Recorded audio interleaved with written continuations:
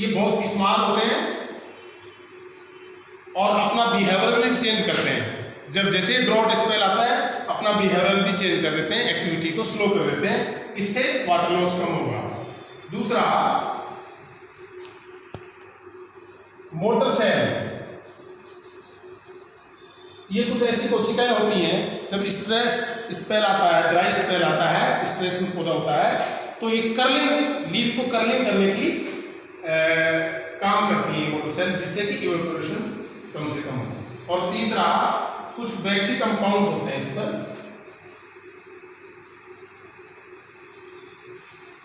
तो वो भी वाटर लॉस को कम करता है। इस प्रकार से अब इसका पेनिकल नाम देखेंगे, panicle inflorescence is a panicle, ठीक है। पेनिकल जो 14 स्पीसीज है इसमें दो प्रकार के पेनिकल मिल सकते हैं। एक तो लूज पेनिकल और एक कॉम्पैक्ट, यानी एकदम जो उसका जो पेनिकल है जिसको हम अपने देसी भाषा में भुट्टा कहते हैं, या तो बिखरा हुआ रहता है या वो जो है कॉम्पैक्ट रहता है, बिल्कुल बंधा हुआ रहता है। पेनिकल जो है, पेनिकल में क्या होता है, panicle consist of on axis there are so many spikelets,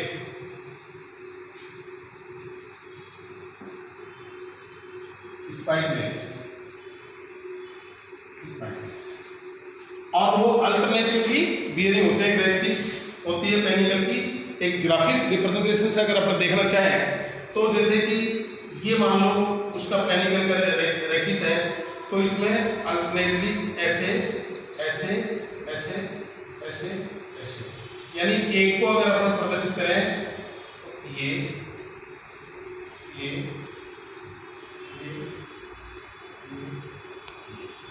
ठीक है। इसके ऊपर भी इस कंप्लीट को हम एक क्या बोलते हैं, स्पाइकलेट, और इसके अंदर एक पर्टिकुलर अगर एक की बात करेंगे अपन, पर्टिकुलर एक की बात करेंगे तो it can be turned as a floret. इसकी जो फ्लोरेट्स हैं वो दो प्रकार के होते हैं। नंबर 1 सेसाइल, ये हार्मोफ्रोडाइट होते हैं,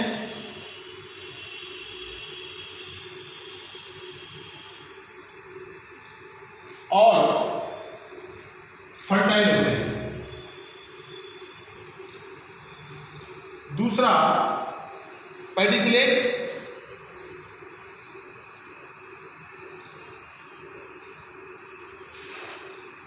पेडिसिलेट, तो ये या तो मेल होते हैं या स्ट्राइल होते हैं। फर्टाइल होंगे तो केवल मेल होगा, अदरवाइज इट में बी स्ट्राइल।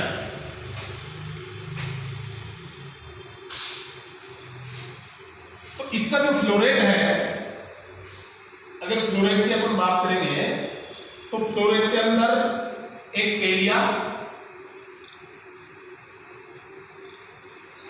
एक लेमा, 1 पेलिया, 1 लेमा, 2 लोडिक्यूल्स,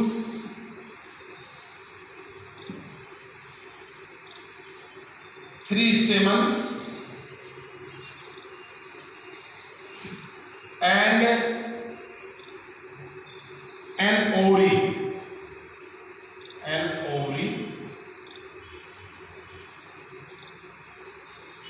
जो कि बाइफर्केटेड है 2 फीदरी स्ट्रक्चर्स में।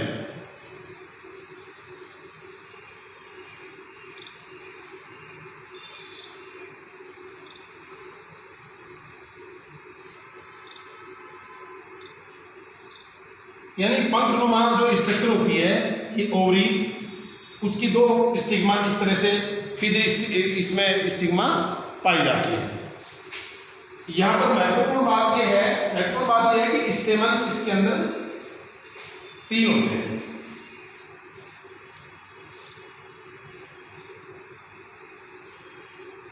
अब अपन बात करेंगे selfing and crossing techniques in sorghum. Selfing and crossing techniques in sorghum. तो विद्यार्थियों, हमें चूंकि ब्रीडिंग फील्ड क्रॉप्स का कोर्स है और किसी भी क्रॉप की ब्रीडिंग करने के लिए आपको सबसे पहले ये जानकारी करना बहुत आवश्यक है, ये तय करना बहुत ज़रूरी है कि whether the crop is self pollinated और क्रॉस पोलिनेटेड। तो हम जानते हैं कि सोरगम है वो प्राय सेल्फ पोलिनेटेड क्रॉप है। कैसी क्रॉप है? सेल्फ पोलिनेटेड क्रॉप है।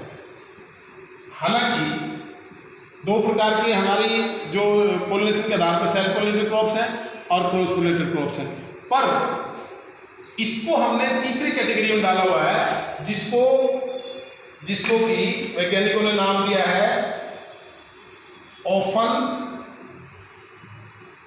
Cross pollinated crop.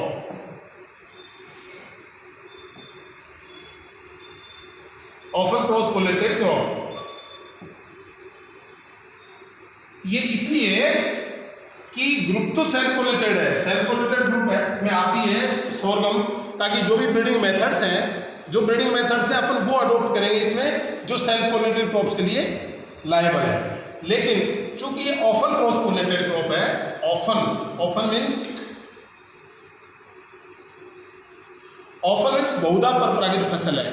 जिन फसलों के अंदर जो सेल्फ पोलिनेटेड है, प्राय सेल्फ पोलिनेटेड, लेकिन उनके अंदर नेचुरल क्रॉस पोलिनेशन की मात्रा 4% से 40% तक होती है, उनको हम इस कैटेगरी में रखते हैं। इस लिहाज से ये बहुत इंपॉर्टेंट क्रॉप है हमारी सोरगम। और इस ऑफन क्रॉस पोलिनेटेड क्रॉप की कैटेगरी में अरहर भी आती है, ऑफन क्रॉस पोलिनेटेड क्रॉप की कैटेगरी में हमारी कॉटन भी आती है। और एक आपके जीके और कॉम्पिटिटिव एग्जाम के पर्पज से भी बहुत महत्वपूर्ण एक तथ्य है कि इसके बारे में प्राय कॉम्पिटिटिव एग्जाम में पूछा जाता है। ये सेल्फ पोलिनेटेड क्यों है? क्योंकि इसके अंदर जब हम एंथेसिस की बात करेंगे, जब ब्लूमिंग की बात करेंगे, ब्लूमिंग जो ब्लूम करता है, इसका इन्फ्लोरेसेंस, सपोज करो ये इसका इन्फ्लोरेसेंस है,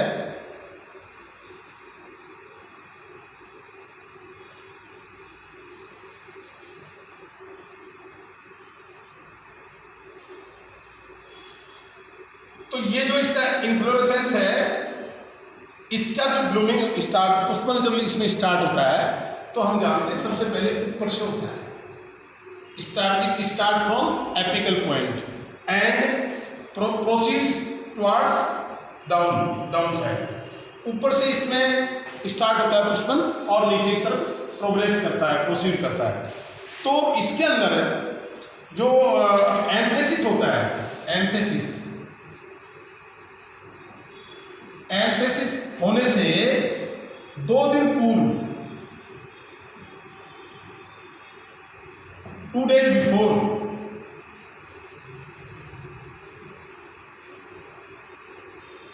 बिफोर, जो स्टिग्मा है, 2 दिन पहले जो स्टिग्मा है वो रिसेप्टिव हो जाती है। यानी कि अगर उसी पर्टिकुलर एक जो फ्लोरेट, एक जो इन्फ्लोरेसेंस है, उसके अंदर एंथर मैच्योर नहीं है, लेकिन उसकी गाइनोसियम यानी उसकी जो स्टिग्मा है वो रिसेप्टिव है, यानी वो पोलन ग्रेन को कहीं से भी ग्रहण कर सकती है। अतः ये इसमें क्रॉस पोलिनेशन का एक मेजर कारण है कि इसमें नेचुरल क्रॉस पोलिनेशन होने की संभावना ज्यादा है।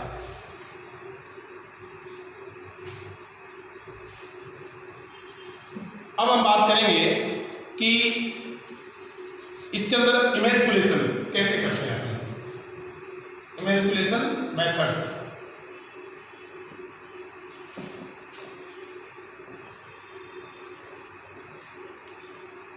सबसे पहले तो ये इमेस्कुलेशन क्या है? Emasculation is the activity in which we remove the anther और pollen grains or male reproductive part from a bisexual flower without disturbing और विदाउट डैमेजिंग द गाइनोसियम और फीमेल रिप्रोडक्टिव पार्ट। तो ये इमेस्कुलेशन है। Emasculation को इसमें 4 method से हम इमेस्कुलेशन करते हैं सोर्गम के अंदर। सोर्गम में इमेस्कुलेशन के 4 मेथड हैं। Hand emasculation,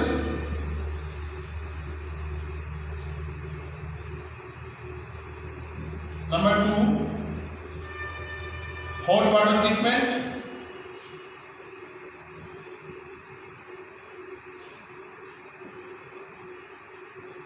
number 3 MS lines, male sterile lines, जो कि आपको अलग से एक चैप्टर मिलेगा, एक वीडियो मिलेगा आपको